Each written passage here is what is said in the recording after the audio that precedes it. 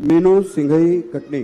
नमोस्तु महाराज जी, नमोस्तु। इच्छामी महाराज जी, इच्छामी महाराज जी। नेमिनाथ भगवान अपने और श्री कृष्ण जी एक ही वंश के हैं और चचेरे भाई हैं दोनों, लेकिन इनका धर्म क्षेत्र अलग अलग क्यों हो गया है? नेमिनाथ हमारे भगवान हैं। मैंने अभी कहा था ना कि धर्म क्षेत्र हमने अलग अलग कर लिया है। जैसे अभी कहा था ना कि मूल संघ, पुन्नाट संघ, अब जैसे देख लिए वही 24 तीर्थंकर हैं, अब वही स्वरूप श्वेतांबर लोग मानते। अब तुम कहो कि महावीर स्वामी को तो श्वेतांबरों में वस्त्रधारी बताया है उनके यहाँ। तो अब महावीर स्वामी वस्त्रधारी थे कि निर्वस्त्रधारी थे? वो कहते हैं वस्त्रधारी थे, अपन कहते हैं निर्वस्त्रधारी थे। अब उन्होंने, अब सही क्या है, दोनों ने अपना अपना दृष्टिकोण अपना लिया, अपनी अपनी परंपराएं अपना ली। और जब अपनी अपनी परंपराएं अपना लेते हैं तो महान पुरुषों को हर व्यक्ति अपनी दृष्टिकोण से देखता है। इसी प्रकार से हमने बना लिया है कि नेमिनाथ और कृष्ण जी अलग अलग धर्म वाले थे, अलग अलग विचारों वाले थे, अलग अलग संप्रदाय वाले थे। ऐसा नहीं है।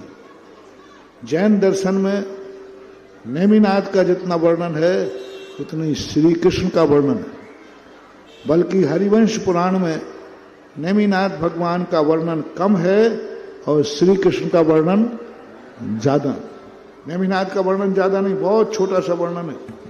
पूरा का पूरा हरिवंश पुराण वासुदेव के श्री कृष्ण के वर्णन से भरा है।